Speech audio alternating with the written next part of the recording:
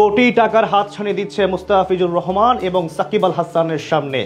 আইপিএলে বেশ চড়া দামে বিক্রি হতে পারেন দেশের ক্রিকেটের এই দুই আইকন।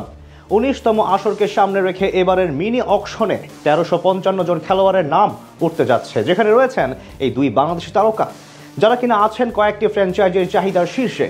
এর মাঝে একজন আছেন সর্বোচ্চ ক্যাটাগরিতে। আইপিএলে সাকিব মুস্তাফিজের দাম এবং সম্ভাবনা নিয়েই বাকিটা জানবো রিপোর্টে।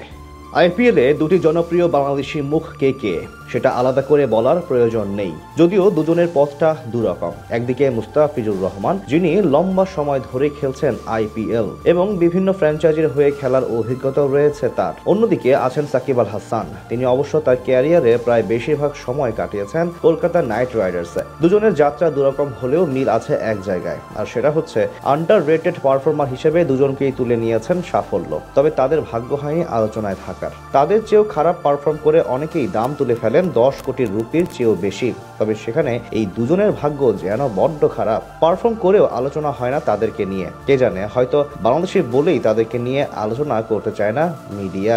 আলোচনা তেমন না হলেও এবারের নিলামে ঠিকই দুজনেই আছেন আলোচনা পাওয়ার মতো ক্যাটাগরিতে, যদিও এখানেই সবসময় থাকেন দুজনে। ক্রিকবাজের প্রতিবেদন অনুযায়ী আইপিএল এ 9 মৌসুম খেলা সাকিবের ভিত্তিমূল্য 1 কোটি ভারতীয় রুপি, আর শীর্ষ বিদেশি খেলোয়াড়দের ক্যাটাগরিতে আছেন মুস্তাফিজ। এই পেসারের ভিত্তিমূল্য 2 কোটি রুপি, অর্থাৎ এর চেয়ে দামি অবস্থায় থাকার সুযোগ নেই আর কারোরই। দুজনেরই এবার দল পাওয়ার সম্ভাবনা অনেক বেশি।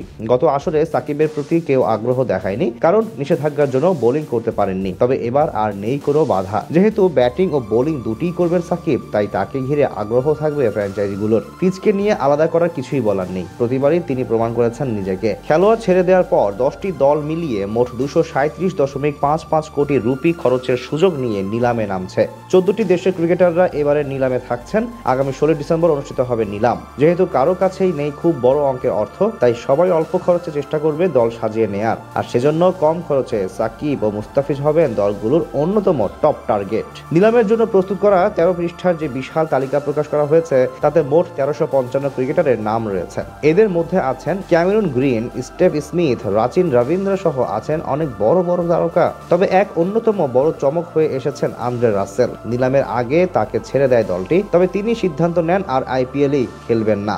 অন্যান্য ফ্র্যাঞ্চাইজি লিগে খেললেও আইপিএলে নিজের নাম নিলামে তুলে খেলবেন না অন্য কোনো জার্সিতে, আর সে কারণে এবার অবসরে গেছেন এই টুর্নামেন্ট হতে। তবে কলকাতার ডাগ আউটে ভিন্ন রোলে দেখা যাবে তাকে। এদিকে আরেকটি চমক হয়ে এসেছে গ্লেন ম্যাক্সওয়েলের না থাকা। এবারে নিলামে তিনি নিজের নাম দেননি। সবসময় আইপিএল এর এক পরিচিত নাম তার, অথচ এবার তাকে না পাওয়া হবে ভক্তদের জন্য এক বড় হতাশার।